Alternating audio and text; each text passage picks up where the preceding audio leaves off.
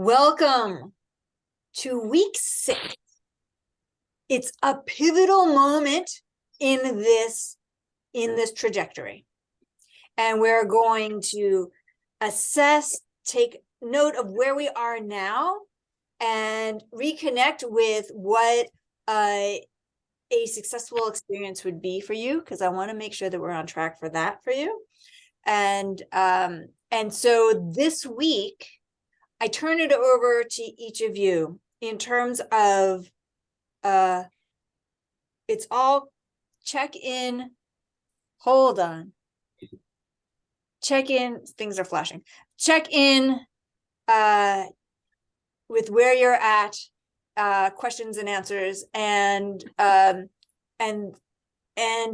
we're now such a nice, tight, cohesive group that this could be a nice conversation. Because my guess is that whatever it is that's coming up for you or what's happening for you, other people will respond to as well. Some version of it may resonate with them as well. I am pulling up your tracking docs for my copious note-taking.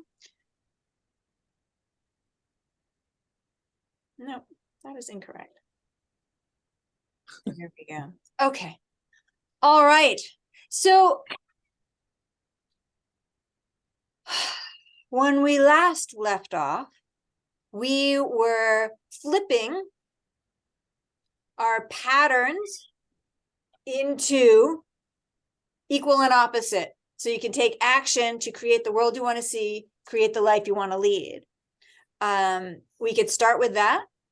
Or if you want to talk about your network of goodwill and how that's coming, or if you want to talk about, wow, what is happening there? Or if you want to talk about compliments or your dream job state or questions around any and all, I would love to hear just where you're at, what's coming up for you, and where you're at right now. Did you have a week? Did something happen this week?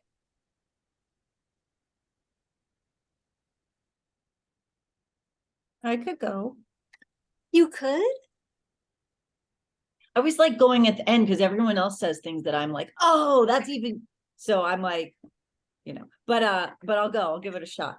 I had a week. I had a good week. I think I'm noticing something that has now happened for 2 years, and it only now am I realizing that this actually might be a thing. The last 2 holidays, December's, late November to December, I got very, very depressed. And I'm not a naturally depressive person. And I got really, really low both of the last 2 holidays. This year, there were even more reasons why that were legitimate, but like it was something else. And so once that was over, Laura came back. It was like, oh, that shit show is done.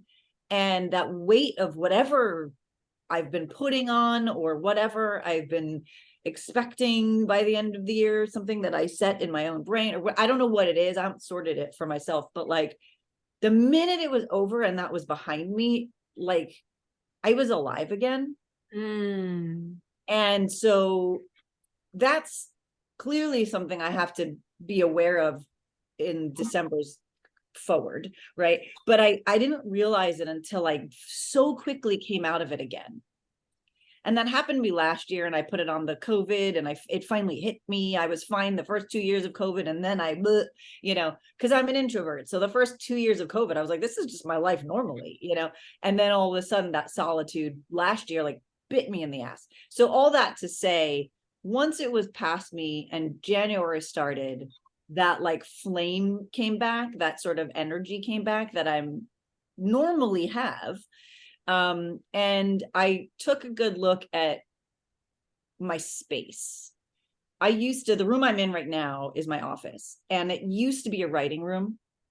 And it was all I had in here was 2 giant like cushy puffs to sit on. And I painted it this like beautiful color. And I had a white rug and some like ambient lighting, and that was it. And it's my spare room, and it was my favorite thing. And then I had a friend who needed somewhere to go, and I took her in, and she stayed with me for about a year. And then my mom moved out here, so she stayed in this room. And so it became like someone else's space for a really long time. When my mom moved out into, she lives in my back house. When she finally got that place renovated and moved back there, and I got my space back, I desperately needed an office. So I made it my workout room and my office. But I'm in this room from like 8 in the morning till often 11 p.m., sometimes 7 days a week. Like I live in this room. And I was like, this isn't my creative space. This is not it.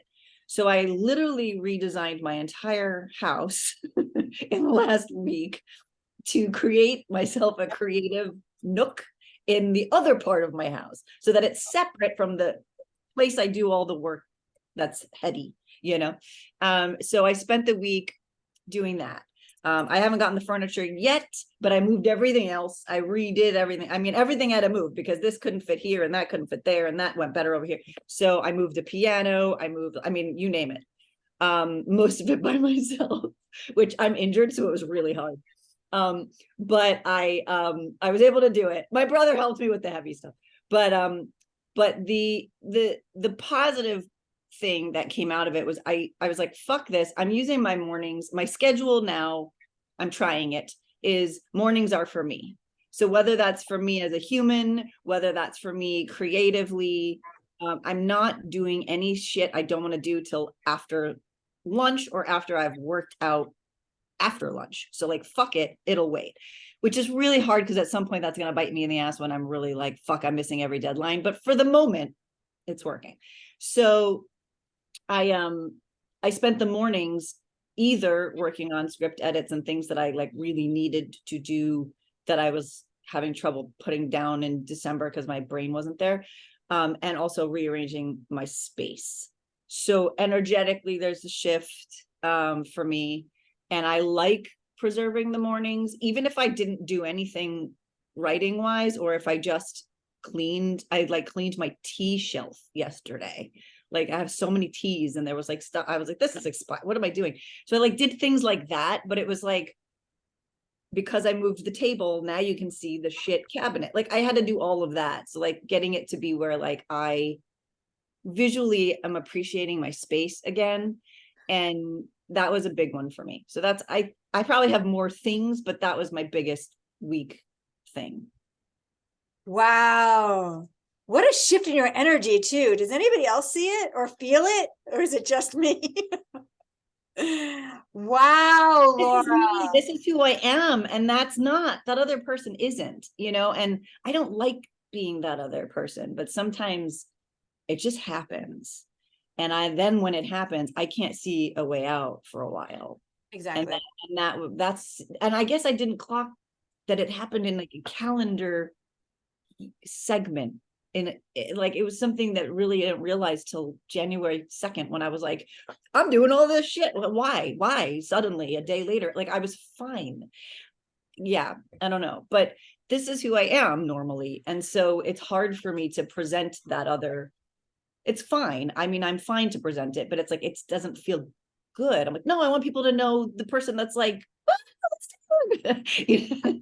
you know, and so, but it's good. It's good to acknowledge that that dark side is there clearly. Yes. 100%. Okay. So I hear what you're saying. I love this, Laura. I also love that, Laura, too. Letting you know. And my perspective, and you take this on, it feels right for you, is that other version of you, I see as another version of who you are, because your essence is still there. Like I'm still communicating with Laura. You feel crappy. That I don't like. From my experience, though, I get to see this vulnerable Laura. I get to see a Laura who is more internalized. I get to see a Laura who's slower. I get to see a Laura who I know is struggling, and I don't like that. And I know that your experience is like it's in your own version of your own personal hell, which we all have in a hand analysis perspective. It's our lesson state. What we're here to grapple with this lifetime around, so that we can have the skill sets so that we can move out of it. But you're moving through it so beautifully. And so I just want to throw out to you that Laura and this Laura, to me, are one and the same, and they're actually really important to have both. It's funny because you said the trigger word, vulnerable, which is the word I've probably struggled with my entire life. And I'm trying to be vulnerable. It is the hardest. I don't know why. It is the hardest thing for me to do. And so when you said it, I just laughed, because I was like, yeah, that's why I don't like that part of me, because it's vulnerable. Because I can see that I'm not fucking perfect all the time. And ironically, I screamed at my mom about 10 years ago, because I try to take care of it. What do you need? What do you need? What do you need? Not in a overly sacrificial way, but like in a way that is like, I'm here. What do you need? And I got really upset, because I was like, no one ever asks me if I'm okay. Like, ever. Never. No one in my family, none of my friends. No, they just assume I'm fucking fine all the time, and they take what they need from me. And I was flipping out on her, and she goes, Laura, no one would ever even imagine that you weren't. And I was like, what? Like, what? She was like, no one ever sees that you could ever need anything ever from any of us. And it really fucked me up that was the person that I was unintentionally, I guess, putting out, was that I was fine. I was good. I'm good. I got it all by myself, like, and I've been working on that. So it's probably like 10 years where I'm like, no, I need things too. I need things too. And that's been like it's been a very challenging negotiation for me, but it gets easier. It does. It gets easier in this kind of group too, because it's not your immediate family and friends that are gonna like say things about you that you are like, fuck you, do you know what I mean? Yep. You don't know what you're talking about. I love this. I'm wondering, is there anybody else in this group that has heard someone say to you, oh wait, you need something? I never thought that you would. I actually I'm so happy to hear you share this, because here's what I'm thinking. I'm thinking that I'm going to get another phone and just give it to people I want to hear from. I don't ever get an email or a text saying, I'm going to the store. Can I pick you up something? Every day I get 6, 7, 8, 9, 10, 11, 12 things that people need constantly. And I'm really happy to hear your name, Depress, because I struggled with that, many years ago, like really significantly.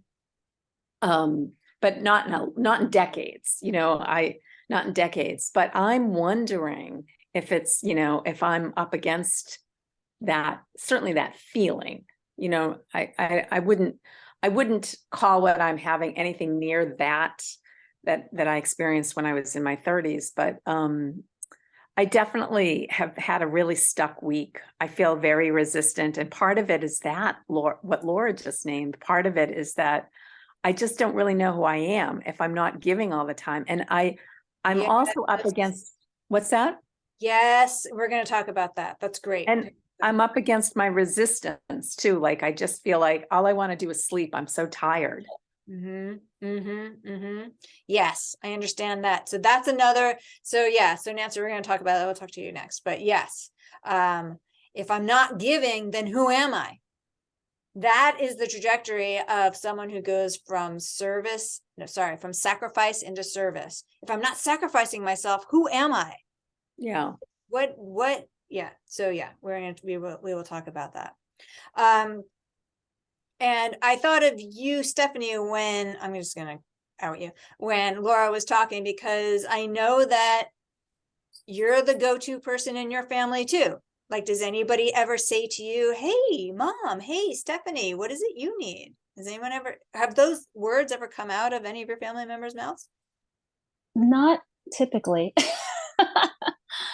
Um, thankfully I'm a middle child, so I'm not the oldest, thank God, because my sister, at least my sister, you're older, yeah. So I can kind of in my nuclear, my mom and my sister, I can still be the little one. So I do that. I'll be a brat and I'll be incompetent, and I love that role with them because I know my sister's got it handled. So she's my Laura, like um but yeah, in every other part of my life, yeah, oh yeah, Stephanie's got it, it's capable. She's got so much energy, you know, so much energy. She can do it. She can fit it in. Yes. Yes. Here's something that I've noticed with my clients. People who find me are very smart and very capable, more capable than the average bear. Those people gravitate towards me. So I, and because of my own story, can really resonate with those stories with other people as well. And so here's what I've learned. And if this resonates with you, great. If not, let it go. In my world, and maybe your world too, the skill sets involved in showing up and being super competent and filling in for other people's incapabilities came very early. Perhaps the first thing you needed to learn, one of the first things you needed to learn in your family is like, oh, I've got that. Oh, I've got that. Oh, she's not competent. I'm going to do that. Okay, I'm going to show up in a way and holding more than your share. So we learn that super early. That's the first thing we learn. Then there's, oh, wait, I have needs too. I hear your lips. I said this to my shrink. I hear you saying those words.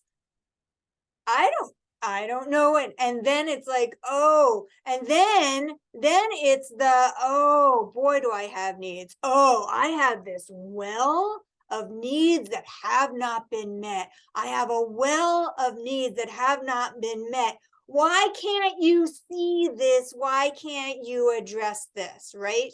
And then it's, Lynn, I'm going to fill those needs now.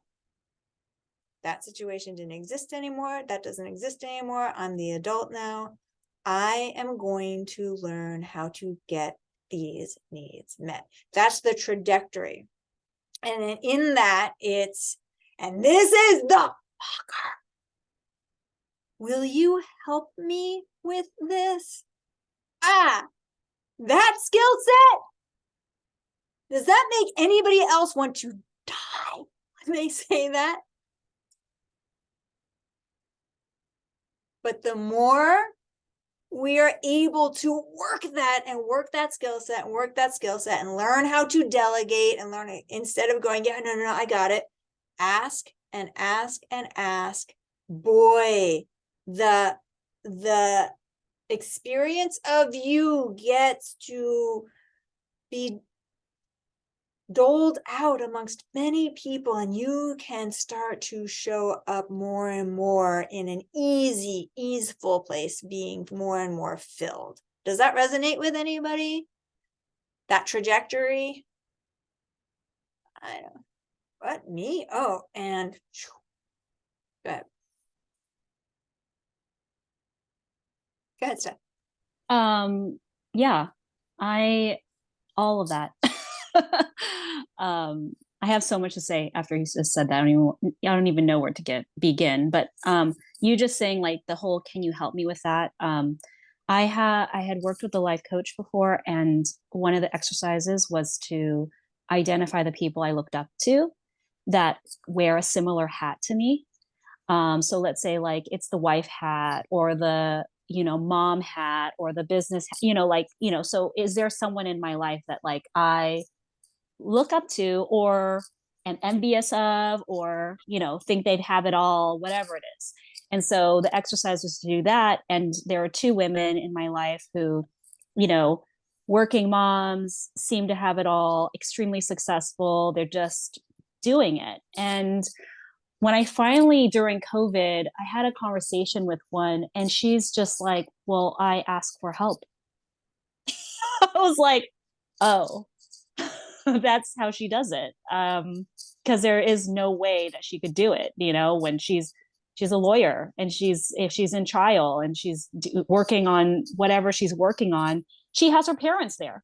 She has her parents at her house. Like, yeah, she's got help, you know. And I have another friend who's same, extremely successful working mom, seems to be able to like be there for her kids and all the things. She had to live in nanny.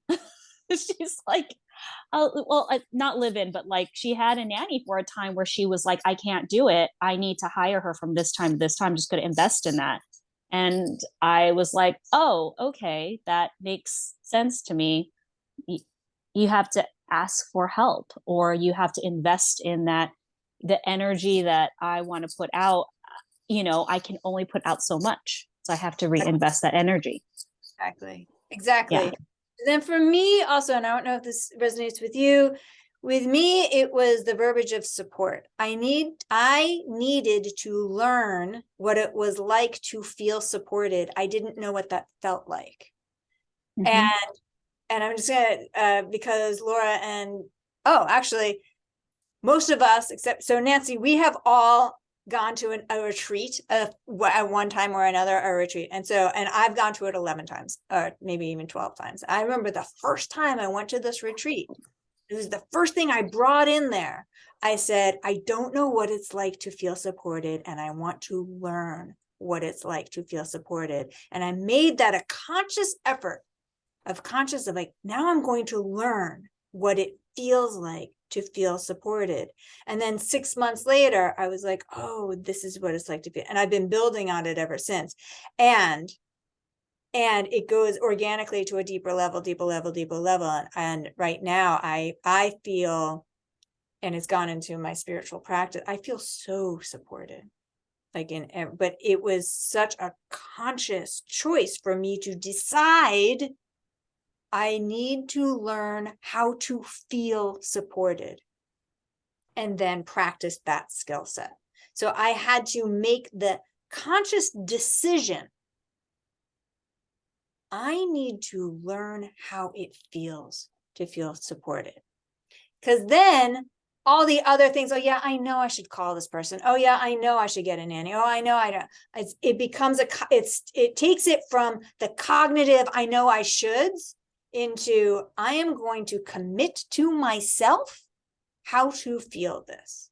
Do you see the difference? Yes. Okay, good. All right, good. Yes. So here's what I'd like to do. I'd like to go around, have like check-ins with people, and then I want to go around again and I want to check in on your level of success. So this is right now is going to be a round of what's happened like within the last week, and we'll go on to Nancy, and then we'll come back with your levels of success. But I really love and appreciate this conversation to start off with. So thank you. Good. Nancy, tell me things. Oh, tell me things slowly so I can pull up your tracking deck. Okay, there you go. I'm ready. Well, I don't remember what some of my parameters are, but I'm looking here. But I know I'm not feeling very energized. I'm feeling very depleted. So I can't be feeling successful in that state. It's like my mind, that's like my mindset. And I guess I've been feeling that. I don't know what triggered it, but I feel like I definitely feel it like kind of overwhelmingly yesterday and today. Yep. So yeah. And I guess I just, and I think that's why I just feel, I guess I really kind of am sensing like I have this embodied sensation that if I don't get support, I can't move ahead. I can't do any of this by myself. So I think that's why I'm feeling paralyzed. I mean, I feel so paralyzed. I mean, okay. I can't even get dressed. I haven't gotten dressed for 2 days, which, you know, it's not that unusual. But it's a reflection to me of like, I'm like sitting in something that's, yep. It's really, you know, not how I normally operate. And I really can't, I can't respond to people. I'm angry. I'm just really angry. I just want to tell people why, find somebody else, please. And these are, these are people that are in super duper need. It could, because just what you said, Lynn, who are they going to go to? They don't have another person to go to, which is why they come to me. Right. So, yeah, so in terms of whatever my positive parameters were for success, which I know it's not feeling this. So But what were I you love, doing? Oh, sorry, go ahead. I was just gonna say, but I love the idea of success and support being intrinsically linked Yeah, for me. yeah, very good. Good. What we were doing though is looking at your patterns and then Yeah. flipping the words from like your pattern word to the opposite, equal and opposite of your flipped, like the flipped experience of the pattern word. That's what I, So instead of paralyzed feeling, let's do it. First, ask yourself, is paralyzed ready to shift? Because it might not be. And if it's not, that's okay. But we want to go, because we don't want to force you into something that you're not ready to go into. It's not going to work anyway. And then you just feel crappy. So I want you to ask yourself, so I hear that you're feeling paralyzed. I also hear that you're pissed off, which I actually secretly, not so secretly, really like. Yeah. Because that's where your boundary is going to be. Stephen Schilling's going to say something very insightful. Well, okay, now that's pressure. I just want to say that I noticed, I'm sure I'm not alone, in your face, Nancy, from the minute the video came up, oh, she's having a very different state, or you're bringing a very different state than the state I've seen in any other day in class, which to me felt like, upon reflection, felt a lot like, oh, she trusts us at a different level, because boy, you didn't have to descend into it. You were like, here I am, baby. And it was just nice. I like that too. Nice reflection. Yes, Nancy. And P.S. I'm glad you're pissed. I'm glad you're pissed. So in the world of hand analysis, what happens between sacrifice to service, and this is going to resonate with Stephen as well, in the world of hand analysis, will resonate with everybody on some level. When you go from sacrifice, then you're like, time out, that's it. Done. No. Oops. Oh, nope, can't. Oh, drop the plate. Can't hold you. There is this stay away from me phase that you have to go through. We call it service backlash. It is very important that you go through it. It's really good. One of my best friends is doing it right now. She's impossible to be around, but I support her. So, you need to go through this for as long as you need to. 100%. Now, that's the boundary making, shifting part of this for you. The paralysis is something I'm wondering, I'm sure they're intrinsically linked, but I'm wondering if the paralysis is something that we could address. Maybe not. Maybe the paralysis has got to be like, no, as part of the back off and PS, I'm just going to live in my own filth for as long as I need to. Maybe that's part of it as well. Like, and I'm only going to eat chips. And yeah. Oh, you know about that. Did I already tell you that? Oh my God, it's terrible. I have like bags of barbecue chips. I never eat that stuff. I've been like living on it. It's just like, it's like so comforting to me in this stage. Yes. But I am showering. The house is clean. Like it's not, yeah. I just don't get dressed. Fair enough. Okay. I was just giving you permission to go all out. if you wanted. No, yeah. But I appreciate what Steven said, because I noticed as soon as the video came on, I was like, yeah, I look like I feel. That's so funny because when the video came on, I was like, oh, that's the Nancy I know. Like I remember from like Apollo and your hair was up and we were like ready to dance. That's what I saw. I was like, oh, I feel like I look exhausted. I'll be very honest. My reaction to seeing you on the video was, how many rooms are in your house? Because you've never been in the same room twice. right. That's I funny. love that. I love that you noticed that. This is the purple room. They're all different colors. Oh, I love it. So let's see if we can flip. And if not, I just want to, right now, really what I want you to do is find that pile of invitations that you haven't responded to. Nope. Sorry, I can't. I decline. I'm sorry, I can't. Sorry, I can't. Now's the time to go. Can't. So sorry. Not now. Not available. Well, they're mostly asking for things that they know I can deliver on. So how do I say that?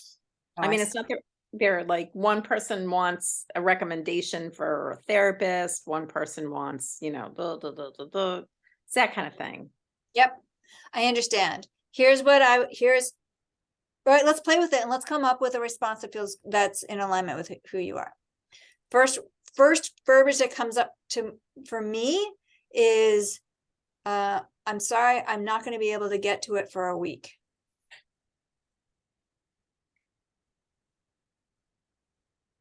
That feels good. That feels good. That feels really good, because then I'm not like being fuck you, because I really don't want to do that.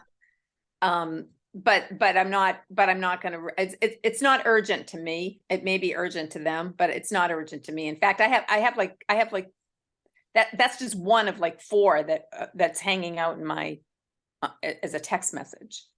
There you go. I can get to it I'm so sorry. I'll get to it in a week. Okay. The end. like You don't have to say try this person, or you don't have to like hand them off to someone. Okay. Okay. Great. Great. But I also know that you are getting invitations to come to things. Is that still happening, or is that? But that feels like I can say, I'm sorry, I'm not going to be able to do that. That's easy, because I can just say no. That I can just say no. Good, I'm sorry, good. that doesn't work for my schedule. I'm sorry, I won't be able to come. That feels, but it's when people are calling saying, can you call me? I have this question that I have this issue that I need to run by you. I get things like that a lot. You know, when are you available for me to speak to you about ABCD? It's like, I'm not available. There you go. Not available. There you go. All right. Let's circle back in about a week around this. Okay. But I'll get back to you in a week. Yep. And that's what I'm going to say to those other people. I'm not available now. I'll let you know when I am. There you go. That's very empowering, Nancy. It's also respectful. Yeah.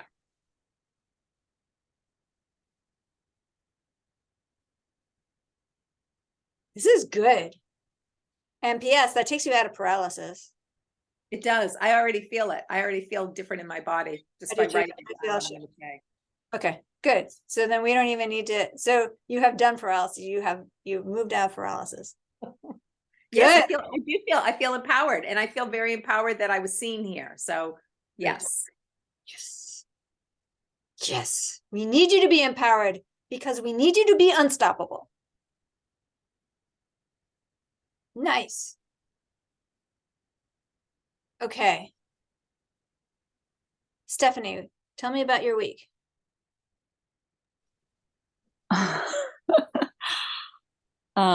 My head goes, I didn't do anything, but there was a lot that happened.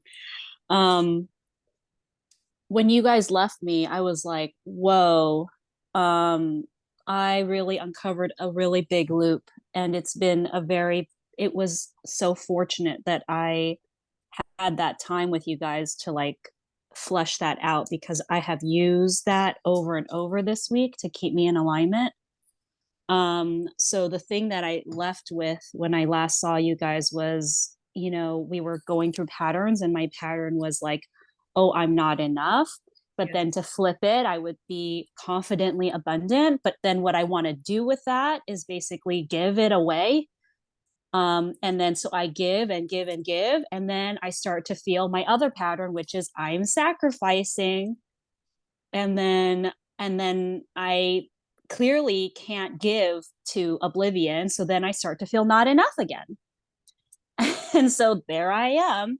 And so I really did start to feel, the feels of like, I'm feeling like I'm sacrificing, I'm not enough, like, with that person we were talking about, in like little different situations where I felt like in my schedule, like I'm like, I just want to not do this one thing, and I'm just going to sit at home instead. Because I haven't been at home for a while now. So yeah, it was really helpful because I'm like, I feel that thing. Okay, I'm not gonna go there. and and so and then just was like, and then I'm gonna give to myself, because that was, how you said, like, what is the single action that would enforce the confidently abundant, and it was to give to myself. So right, this week was just like, I'm going to give myself 1 extra hour today. Instead of going here, I'm going to just be doing something for me, or nothing at all. So that was really good, and I was like, and that's okay. And when I gave a short answer, or just responded very like, is this the answer you want? I'm not going to add more. I'm not going to keep thinking about something else for you, for that other person. Like, that felt good too. Like, why am I trying to like think of more things for this person? Why am I doing job searches and place searches for this person? They didn't ask me to. They are unloading on me, and my natural instinct is to want to fix it. And that's leading me into, I had the most amazing conversation on Sunday. I was telling Lynn, I was like, oh, I missed your thing. But then I ended up talking to a classmate that I haven't talked to in, I don't know, 8 years or longer. And she just gave me so many pearls. And I don't think we would have had this conversation if I hadn't been in this with you guys all this time, right? We're just unconsciously, we're in this space. And so it's just attracting things. And so some things that like we touched upon here that made me think of her, what she said to me again was, I have really cultivated being a thinker, but ultimately I am someone who needs to be in my body and feel to really know and tap into my intuition. And so, and my thinker is very judgy of my feeler, and my, and I'm used to just honoring and respecting the thinker person, and figuring it out. And so I feel like that's a big thing of, I need to just focus on cultivating my intuition and these feelings that we're fleshing out, and just really sit in them and feel more, versus like I'm doing all of this all the time.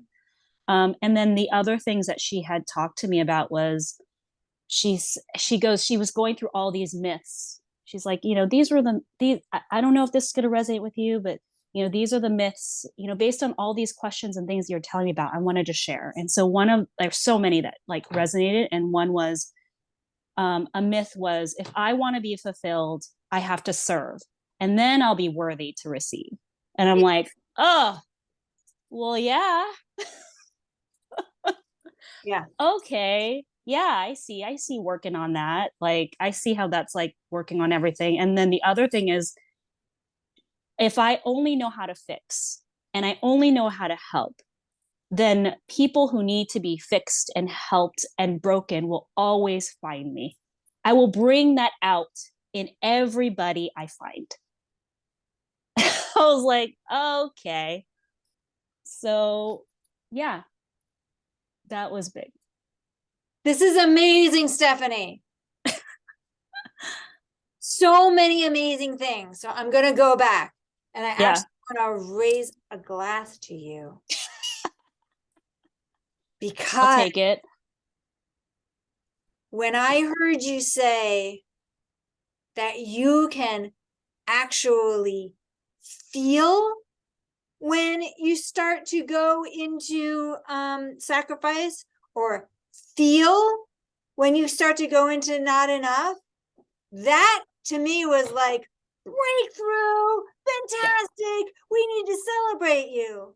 So I want to celebrate that. Oh, we're going to celebrate stages. Okay. So I need to celebrate that. Congratulations for dropping in and actually feeling, right? Because when you do the loop, you can't feel it. You're just on automatic pilot and you go and Yeah. you do the loop.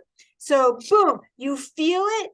Wow. Okay. So Stephanie was feeling it. So here's to you for feeling it. Well, I am. Then, not only did you feel it, then you were like, wait a minute, I'm feeling this. What's my flipped experience? My flipped experience was confidently abundant. I'm making that up. I'm not sure if that was right. And then you're like, I'm going to take an action for that. So you went from feeling into, oh, I have a new tool. I'm going to utilize that tool. Mhm. That was amazing. So not only do you recognize you have a tool, which in and of itself is also worth drinking to. She recognized the tool. Congratulations for doing that. Then you took action. You used the tool. You did it.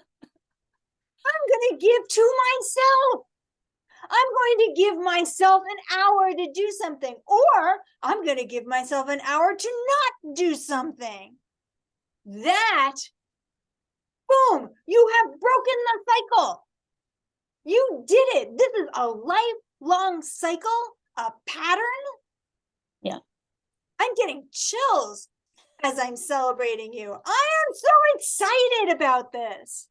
You've taken the lifelong pattern.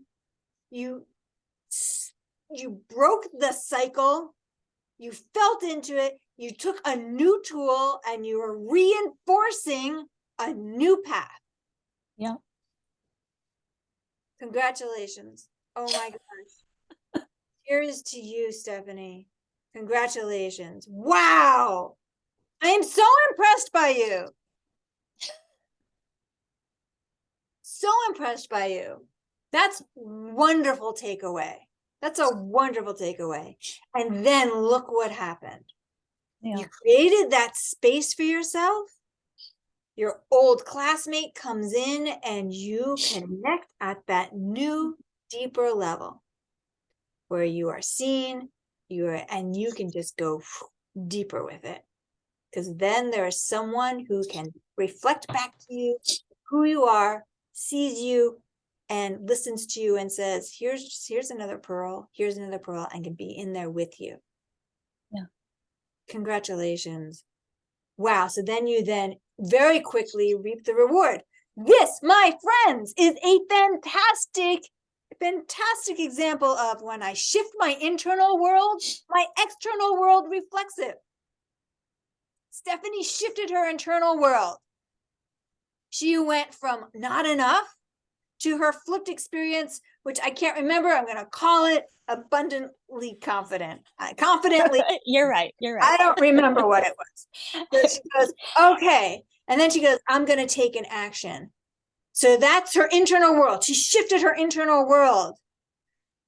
Not many days later, her external world reflects it. This angel comes in to reinforce confidently abundant, abundantly confident. I don't know, but that's what happened. And then she got to experience her flipped world out in the world. Her flipped experience internally got reflected back to her externally. That is a fantastic example. When I shift my internal world, my external world reflects it. Now, if we decide to make that around our career and our work, the same thing happens. I'm no longer going to be in a toxic environment. I flip that. I dedicate myself to, I'm no longer going to be in a toxic environment. You shift your internal world, your external world will reflect it. I don't know how, but it's gonna, because that's how things work. Beautiful. Beautiful. Stephen Schilling, did something happen this week? No, I'm good. Okay, moving on. Laura looks like, seriously? No, I was gonna ask a quick question, but then I wanted to hear what you had to say. I mean, if you were asking me a question, go ahead. If you're asking Lynn a question.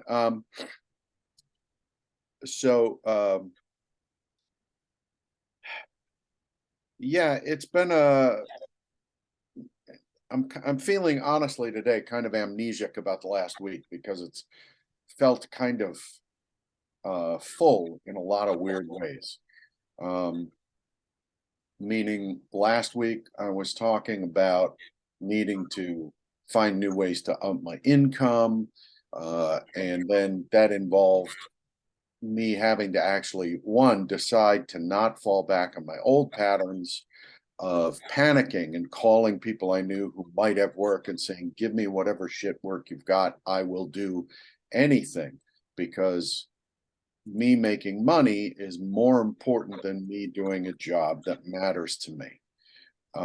So, use me as common labor. And I have so much more to offer. So I didn't do that, which is nice. And in a lot of the areas where I thought I would do well, I made actually pretty great strides, meaning I sent out my newsletter to my Wolf Tribe. I included in it some of the ideas. I started talking to the members of the dojo about some of those ideas in ways that I felt comfortable with. I had my first Apple consult with somebody. I apparently in very short order, our friend who works for Apple told me yesterday in an email, I think it was Thursday, Wednesday, I sent something to her and she said, okay, I need this. Thursday, she had it, and got back to me, said, okay, I need this. And Friday, I did what she said. And Monday, she was like, wow, you're quick, because over the course of those days, I'd researched the things that I thought would be good. I'd developed a business resume, which I have not had. And then I applied to all three positions with separate cover letters for each, and then sent it all off to her so that she could personally, as an Apple recruiting person, go in and say, hey, have a look at this guy. He'd be a good match, So that's all to the good. To me, it feels like a pretty full, good week on the whole, in a lot of different ways. Lynn's been kind of like the office manager for Wolf Tribe ever since we moved away from my gym and moved into the park. So we've had a couple of really good productive meetings. So I've got 3 or 4 weeks of Facebook posts pre-written now with photo, so it's been productive. It feels good.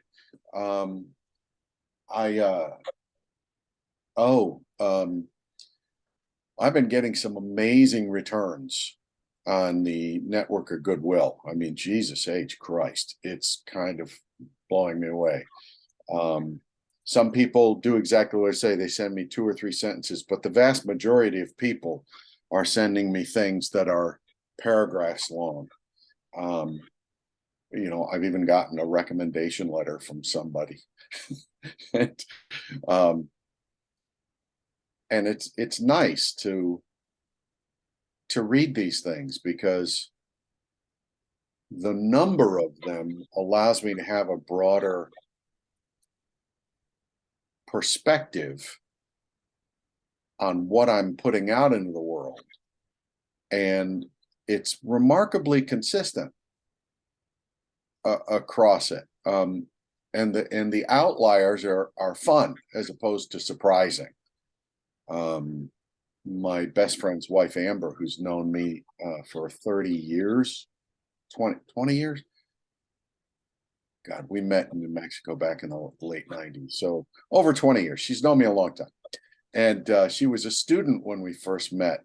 And when I asked her this, she talked about how working with me is always an adventure. And I was like, I never would have used that word for myself. And the way she described it was, you bring, and now I'm paraphrasing her words. Well, I've got it right here. It's my time to check in. So I'm going to look at it and see what it says. Where are you, Amber? Oh, you must be further down. Okay, Susan, J. Oh, there it is. You bring a joy and energy to every project that can at times be reminiscent of childhood glee, and at other times be so thoughtful and sophisticated that you challenge a person to look deeper and try harder. You encourage people who work with you to explore, embrace, endure, enjoy. Oh, a lot of alliteration there, Amber. The creative process. I've enjoyed every project I've been a part of with you, but even more, I've loved watching as you connect with my daughter and help her to keep pushing herself to be the best artist she. But it was that early. I mean, I love Emma, and but the stuff that I never thought of was that idea that it can be adventuresome to work with me because I bring that dual nature of childlikeness along with an incisive intellect. And those are things I know about myself, certainly the childlike quality, but the incisive intellect, which I keep trying to deny because of my upbringing. I was raised very blue collar, so I have a certain internal voice that says intelligence doesn't have a lot of value. Backbreaking hard work has value. Wow, that's a discovery.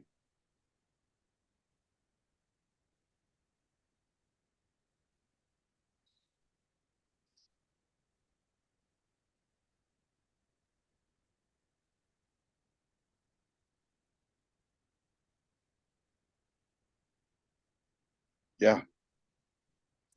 That's where it comes from. Yeah. The idea that any job, especially if it's backbreaking labor, because then I can show that I have fortitude, that I am willing to just work. I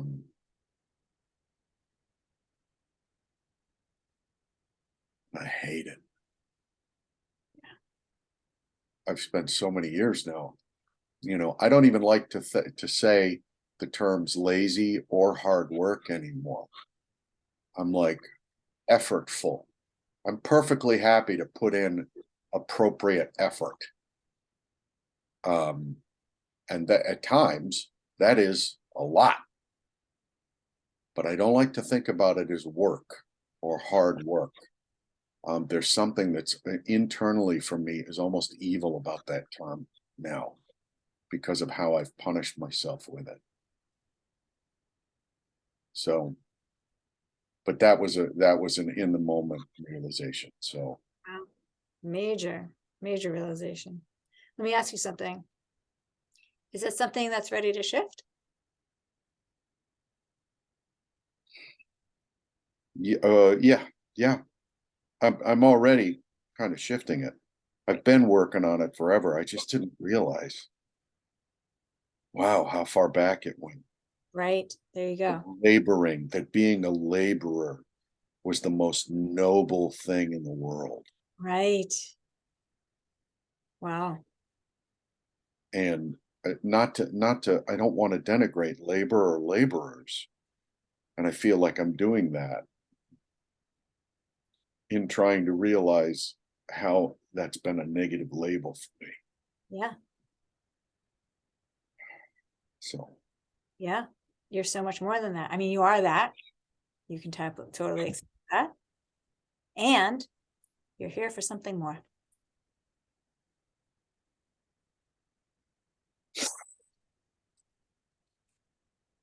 honestly, I don't even like the idea of saying I'm here for something more.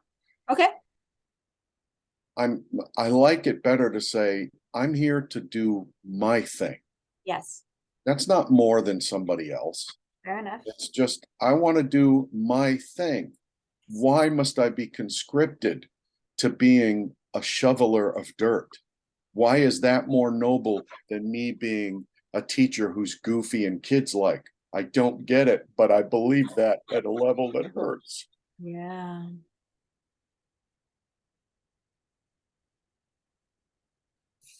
Fuck you guys, not you guys. Not you gals. Fuck those guys. You know what I mean. Yeah, I know what you mean. Well, I wasn't expecting this today. No, surprise. Not in a bad way. I'm just like, well, that was new. That is interesting. That's what we hold on, right? This is a great discovery. It's almost like epigenetics. Okay. I'm a smart dude. What the fuck does that mean? Means that you inherit like the trauma of your generation ahead of you gets passed down through DNA. You inherit it.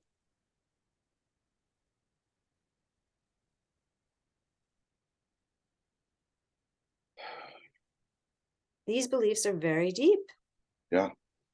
So let's talk about flipping that noble labor belief. Okay.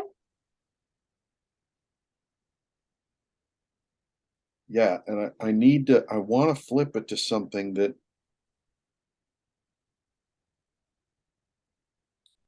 I don't know what the feeling is. And Have to. Here, I'll walk you through the process. Is that okay? yeah, Okay.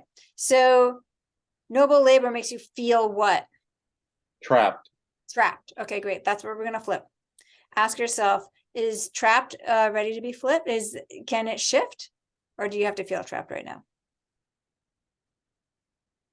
No, I don't think I need to feel trapped. I think I need to feel grief over keeping myself trapped. There you go. And maybe some compassion around, well, it took this long to understand them. That's okay. So, okay. So so we're going to work on trapped. Okay. I'm going to pull out some unconditional compassion for you. Of course you feel trapped. This is a long-standing belief and value system that you inherited. So it's going to feel like it's yours, but it's not yours. So I totally understand that, sweetheart. Oh, baby. I'm so sorry. Oh, sweetheart. I wish you were nearby so I could hug you. So, yeah, baby. So, sweetheart, I hate that you feel trapped. My God, the last thing I want is for you to feel trapped. I want you to step into the fullest version of who you are. You're such a bright light and you have so much to offer people. I want you to have the exact opposite experience of feeling trapped. Instead of feeling trapped, I want you to feel what? What's the word that comes to mind as the opposite of trapped? Giddily free. Giddily free. I want you to feel Yeah. giddily free. I'm going to write it down.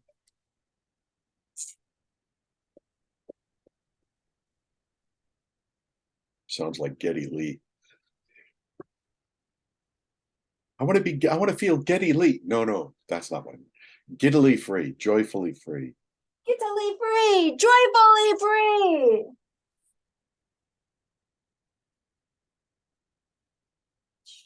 Correct me if I'm wrong. I think it's Giddily. Let's not get, it's gid. I get. That's a British, not really a swear, but it's an insult. You bloody git. I don't want to feel like that. Giddily free, joyfully free. Yes. Great. Great. Have you ever felt joyfully free? Oh yeah. Yeah. Honest to God, a lot when I've been teaching in the last few months. Yeah, there you go. There you go. And at the belt tests, Oh, and the yeah. socials when I just kind of drop into just being there, being the martial arts master who's not there to be a master. I'm just there to light the way and help them step. It's just so much. It's really great. It's really great. Wonderful. Wonderful. It's very moving. Moves you to tears how much great it is. Great. Is there an action you can take towards feeling joyfully free, giddily free? What is one thing you can do? One small thing.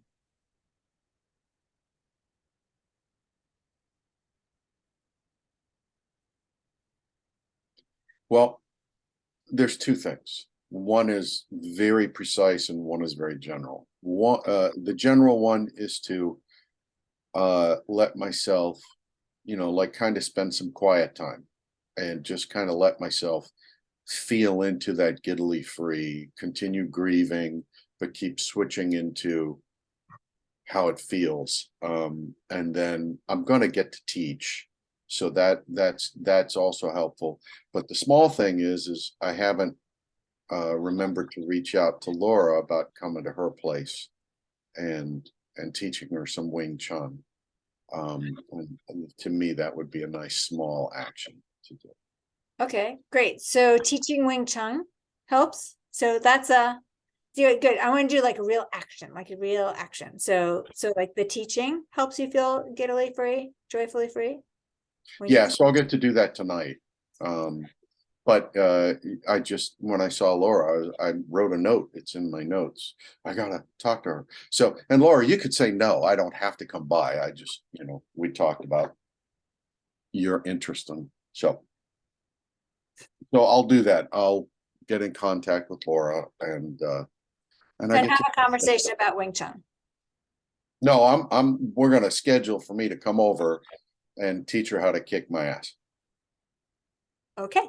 Because that's a lot nicer to hear than I'm going to come over there and I'm going to kick your ass until you can stop me.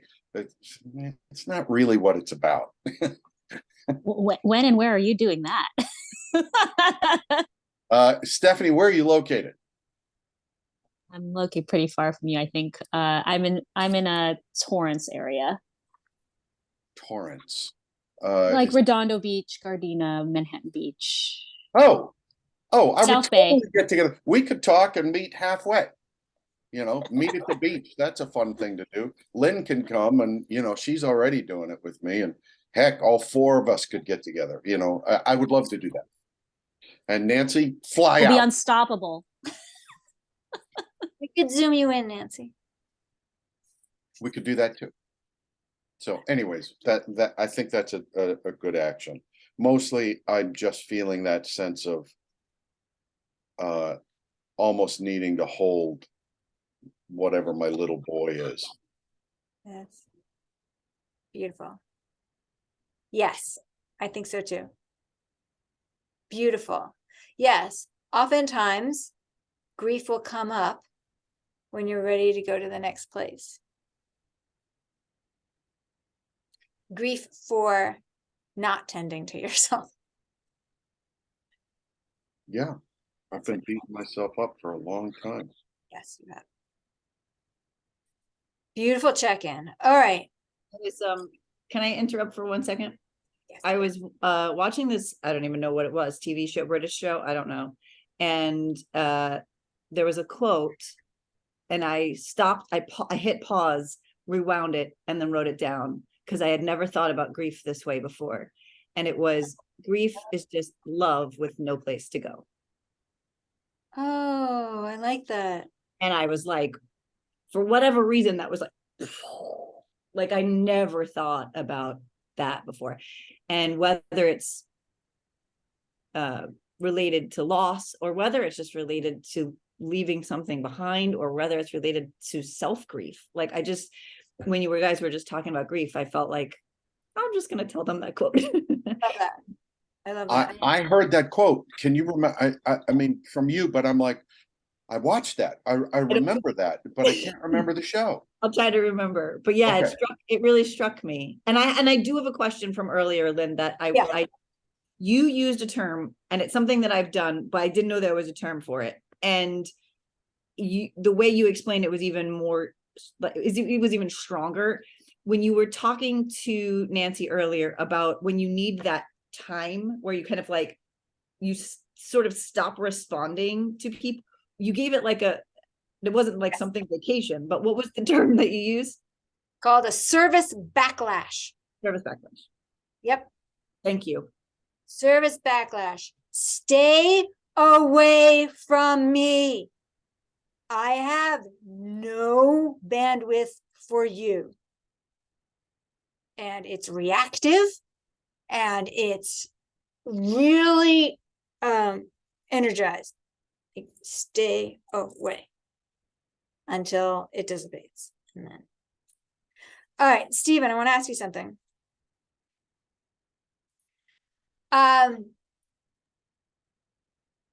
What would feel like a successful experience for you coming through this program? It would feel successful if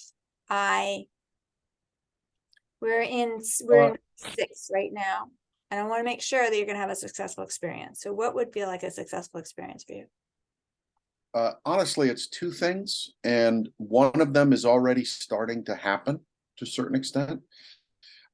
So when I started at the beginning, I said something like, I would feel successful if I reduced my leveling of anxiety around making money, around how much money something like that. And that's still true.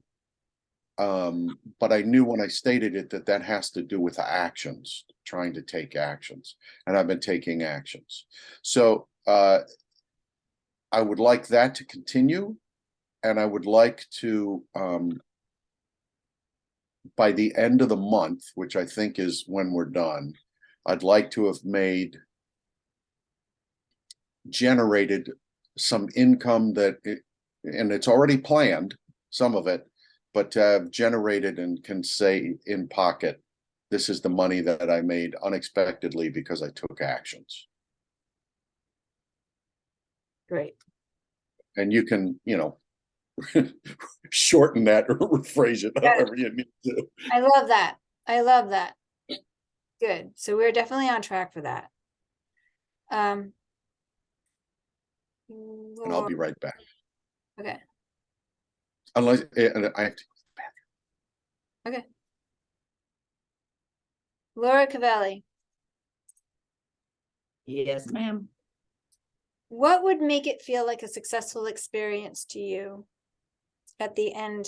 We're at 6, 7, 8. You look at it and you're like, yeah, I just devoted my energy, my money, my time to this program, and it felt successful to me because we have to go back. And I'm actually taking a field right now, knowing that there's 3 more weeks left. What would feel successful to you based on where you are in the moment? Yeah, because I thought about this earlier when I read your email, like what were my sort of marks initially. But I feel, oh, this is tough. I think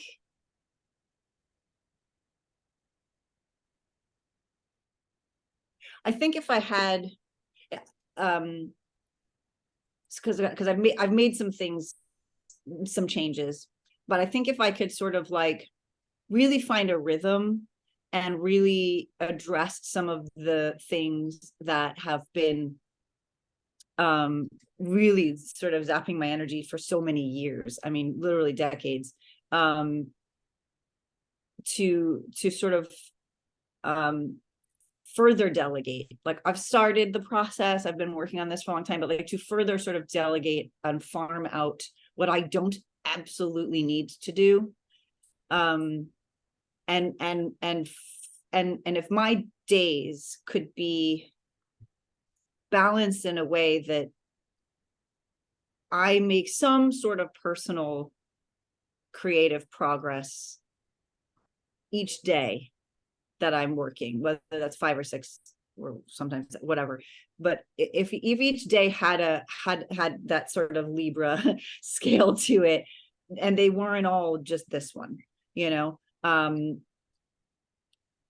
that if I felt like I was consistency, that is the thing, consistently making progress on my own side, irregardless of what my partners or producer or whoever the fuck is out there that's going to make these things happen are doing, and when those things happen, because those are completely uncontrollably unpredictable things, if I can personally feel that I consistently take steps forward and make time to stay on my own task and be fulfilled in my own way, then I will feel like I've shifted into the right place.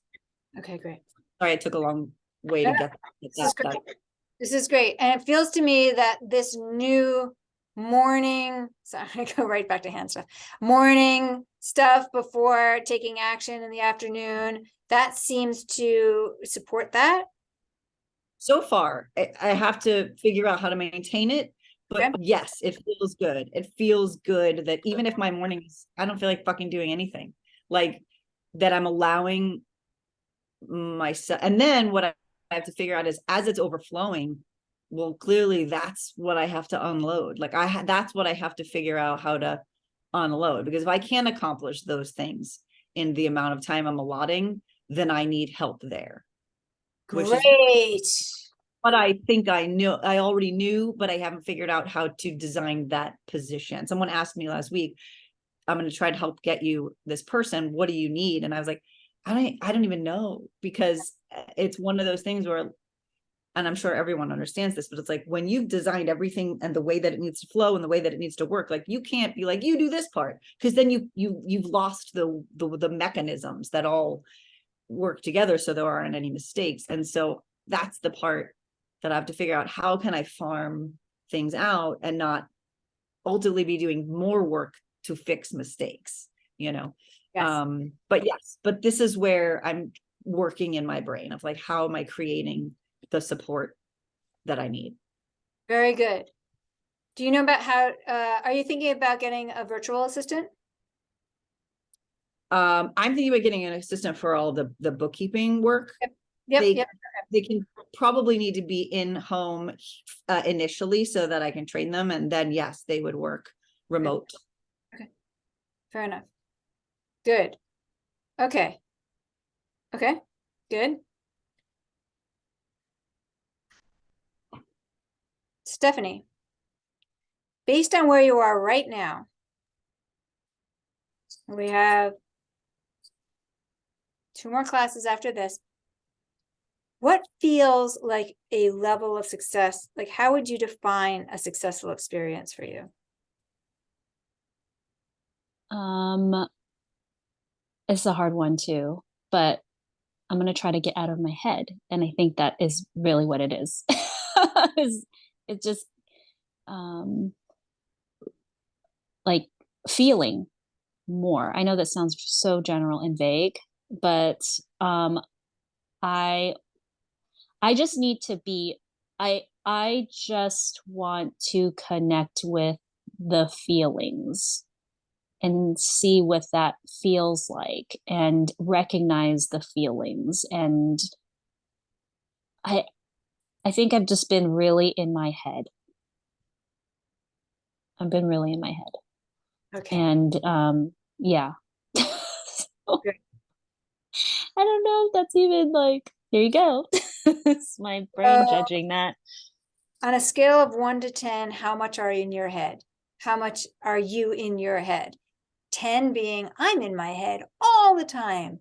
0 being, I don't know what my head is. 9. Great. Connecting with your feelings and seeing what they feel like on a scale of 1 to 10, where are you doing with that? 10 feeling, I'm feeling all the time. I can't stop feeling. 0, like, I don't know what feelings are. I think it's more now.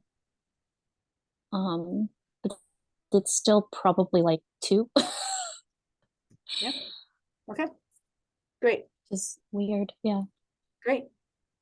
Yes. Beautiful.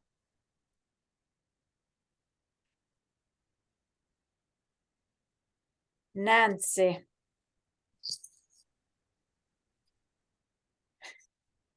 It's very interesting to take Yeah, your I- temperature today because of where you're at. So let's just see where we're gonna be.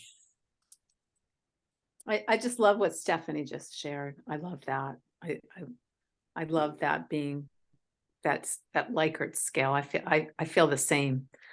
And I don't want to go there, you know, I don't want to feel all that grief when Stephen was talking about grief. I don't want to feel it. But so the success, I guess, I mean, there's no way to get to the other side unless I feel things. There's no way to get to the other side unless I really take on the grief. Yeah, like this is just like, wow, just like all these shares. But it's a hard question. It's a hard question. And I kind of feel like nobody's ever asked me that, you know, like, what does success look like for you? It's not been something that, you know, I feel like, and maybe it's just the state I'm in today, you know, but how can you help me feel successful? Like I'm even thinking, you know, my husband, when he first came to visit me, when we met a long time ago, I said, well, what do you want to do when you're here? When you know, when you're visiting? And he said, nobody had ever asked him that before. Nobody had ever asked him what he wanted to do. And so I kind of feel like nobody ever asks me that. So maybe success would be like giving it to myself, you know, somehow asking myself the questions and knowing what the answers are, but not having to have anybody else be the one to ask or give. Okay, I'm gonna rephrase the question too. I'm loving what you're saying. I'm loving where you're going with this. When you look back and you're like, hey, I just invested 8 weeks and this money and this energy and this time to this program, it was worthwhile because I got what out of it? Like it was worthwhile instead of success. How about worthwhile? Well, I guess I got to know myself better and know, you know, I mean, know how to be in the world differently.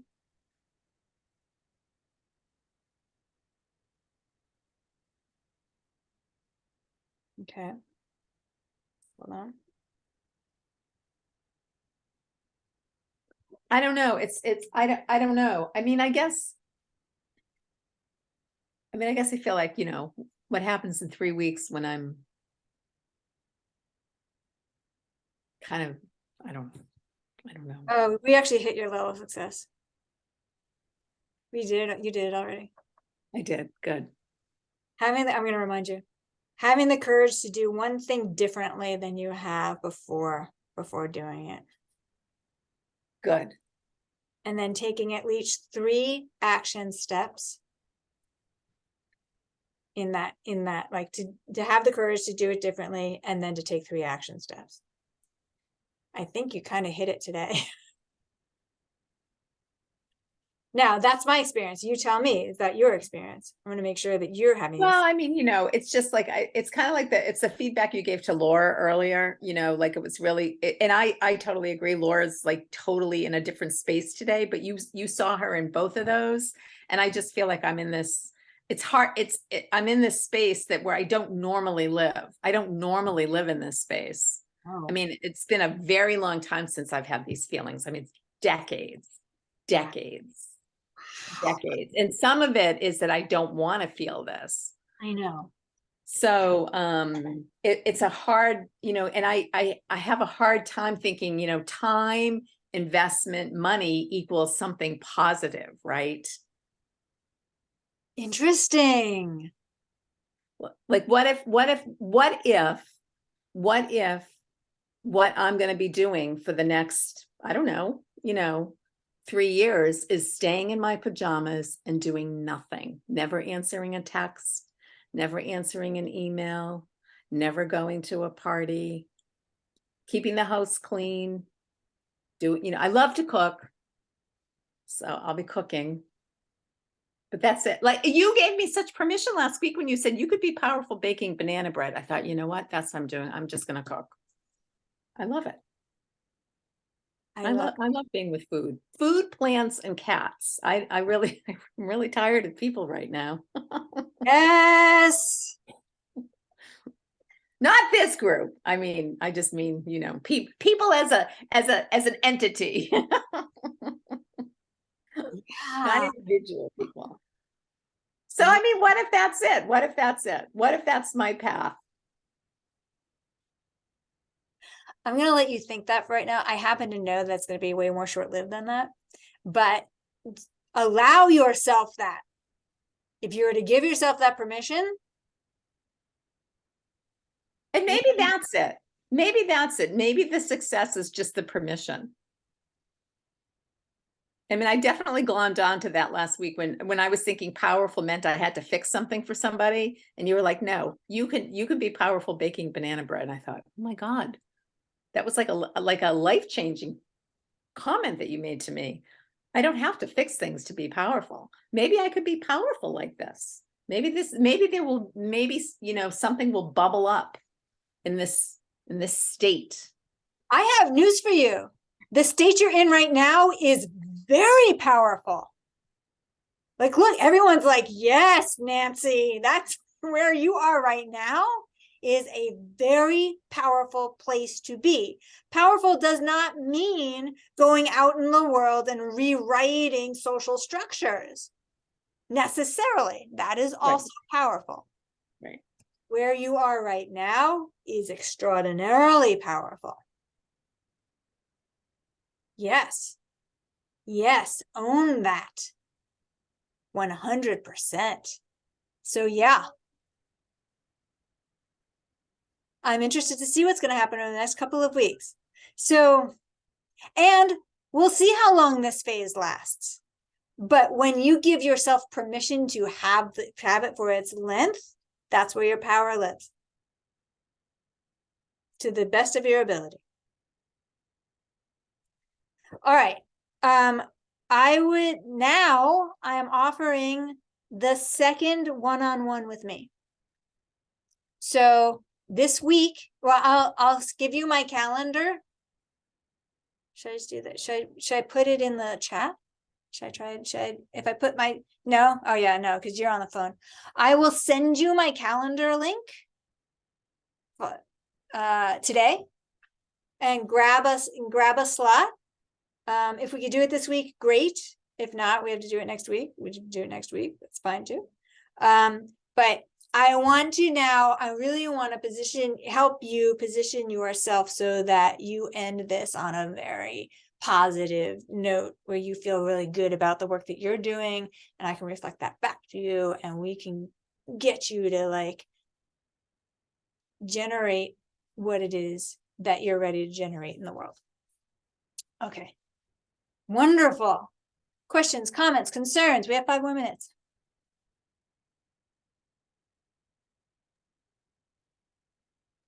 I did the flipping of all my words exercise. Yes. And I had some pretty interesting revelations from it, which I don't have to get too into it because I know we have only a couple minutes, but it was actually really, it was really interesting. I did it from the handout because reading it and going through it that way helped me a little bit, versus the video, which had a lot of different things. But I learned some stuff doing it. I learned how some of my words all were rooted in the same thing. Oh, like the feelings I had all were really connected to one deeper issue. So that was really helpful for me. I just wanted to say that about your instruction or exercise. It was really helpful to me. great. Do you want to share with us what the root?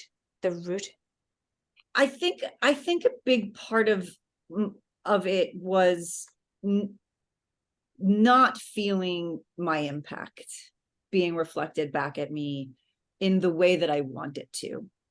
And because of that, stemmed the anger or resentment, or because of that stemmed the immobility or the defeat it's like they all came from the same place, which was not feeling held and supported by my community. Not that I don't have supportive and amazing people in my life, or creative collaborators in my life who don't believe in me and uplift me, because I do have that.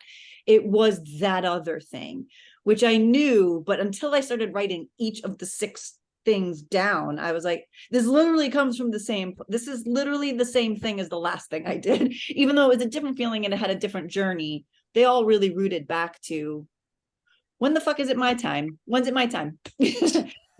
So it was good to kind of go, other than this shitty feeling, like, I like my life. It's just this shitty feeling that I need to work out, I love it. And what was it flipped to? Well, they were all flipped to different things, but I knew you were going to ask me, so I wrote them all on one spot. Hopeless, which we did on the thing, flipped to invincible. We did that together. But then I had depleted, which was unstoppable, angry, which was recognized, defeated, which was abundance, and immobile was, what was that last one? I didn't write that one down. Immobile was consistent advancement. Woo! So read us all of the flipped words together. Like, what were the invincible? What happens after that? Invincible, unstoppable, recognized, accomplished, abundance, consistent advancement. Dang. Yeah, it was a really good exercise for me to sit and journal through. Great. So here's the next step with this. Can you say to yourself, moving forward, the only work I'm going to get is going to make me feel invincible, unstoppable, Yeah. That's it. Moving forward, I will only feel that. Same, all of you. Moving forward, I'm only going to feel abundantly confident. Moving forward, I'm only going to feel the things that Nancy said. Moving forward, I'm only going to be Stephen in the flipped face form. That's my work life. That is waiting for me. That's what I'm creating for myself.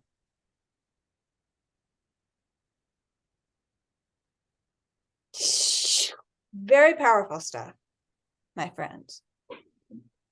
All right. So I'm going to wrap this up. Expect an email from me today with my calendar link, and then we'll have our one-on-ones this week if we can. Excellent. Thank you so much for bringing it today. Really, really great class. Thank you. Thank you. Yes, yes. All right. See you next week. Bye.